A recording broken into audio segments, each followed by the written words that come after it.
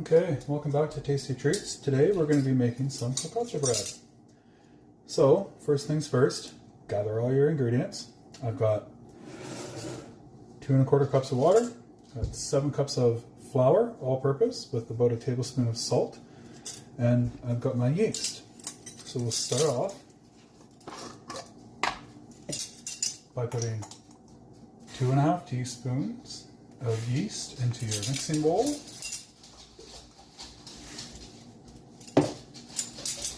With 1 teaspoon of sugar, and we'll add the water.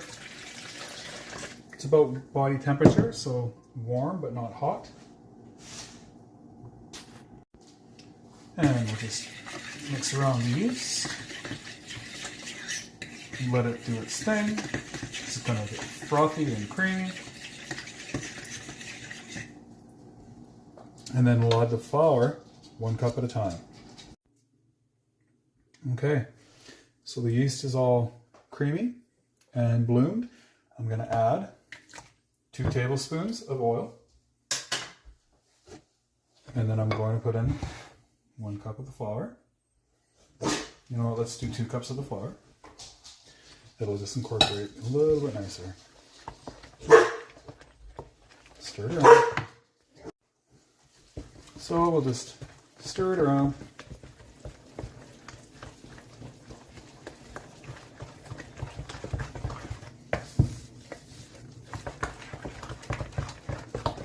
Flour is kind of a weird thing. Baking is kind of a weird thing actually, because it really depends on how much moisture is in your flour, on how much it's going to take, and really your elevation. On baking, the temperature that you're going to use, the length that it's going to take, the amount of moisture that's in your flour, all sorts of different things. And we'll just keep doing this. And you can see it's starting to get a bit of a shaggy dough going.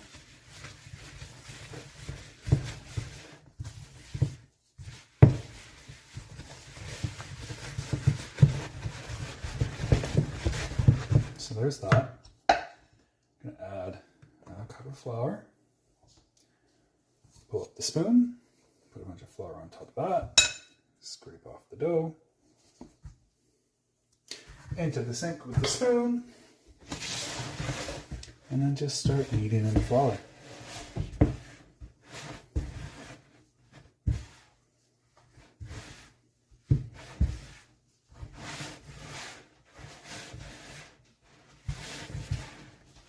So just like this, fold it in half, push away, in half, push away.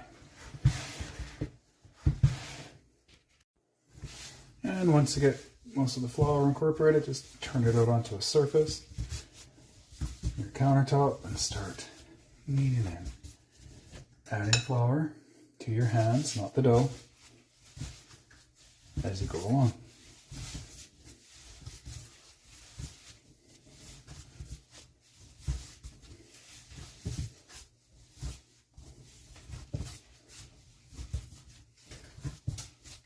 Using a decent amount of pressure, and you fold the dough in half to push it away. You want to stretch the dough. You don't want to break the dough.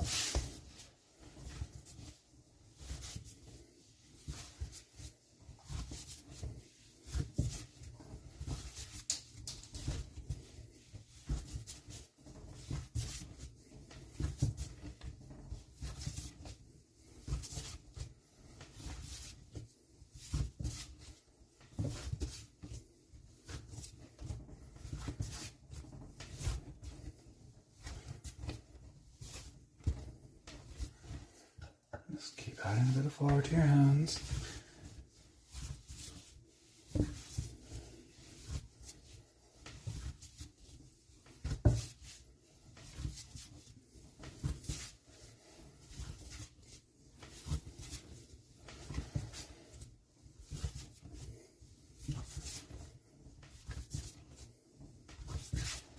There we go. Now for this recipe, I used about half of the flour that I had, so I only used about 4 cups of flour. I always try to overshoot a little bit because, like I say, sometimes the flour is a little bit more thirsty than other times. Never 4 cups thirsty, but I'd rather have too much out and put back into the bag than have to go into the bag and get more flour. So you can feel it's nice and soft, satiny, bouncing back when you poke on it, and also pulling it apart. If it stretches and you can see light through it, you've developed the gluten. But if it rips before it gets thin enough to see light through it, just keep kneading. Be about an 8-minute knead time.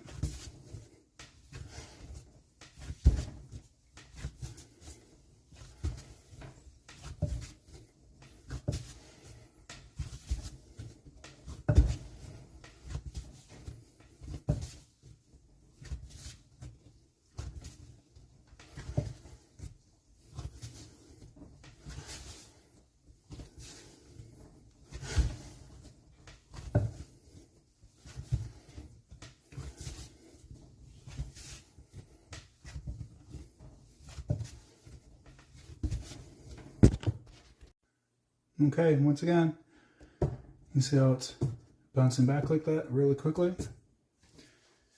And you can pull a bit off, stretch it,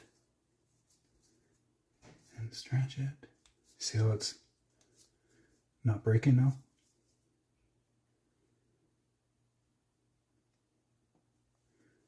And if you pull it, there, you see? You can kind of see. That's what you want.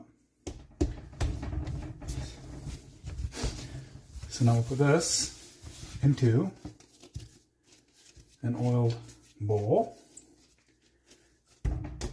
and let it proof until it's twice the size. Okay, so the dough is risen by 2. I'm just gonna do a little poke. Take it out of the bowl.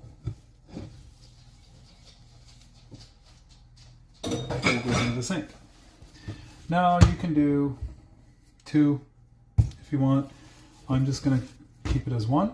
I've got a spring pan that I'm just going to put the dough into, and then I'm just going to dimple it around until it evenly takes up. Dimple, dimple, dimple. There we go. Now I'm going to let this rise for about 20 minutes. Then I'm going to re-dimple, cover, and let rise for another 2 hours. Okay, so I'm going to put a little bit of oil on top. And then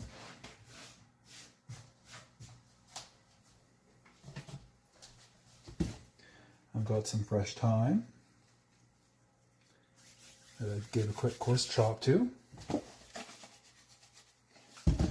I'm just going to sprinkle it with a little bit of sea salt and re-dimple.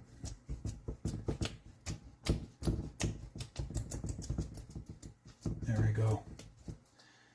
And then saran wrap.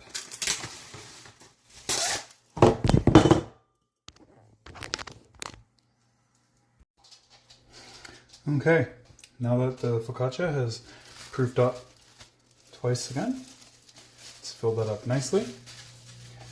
Preheat your oven to 350 or 375, I should say, and we'll bake it for about 35 minutes or until it's cooked.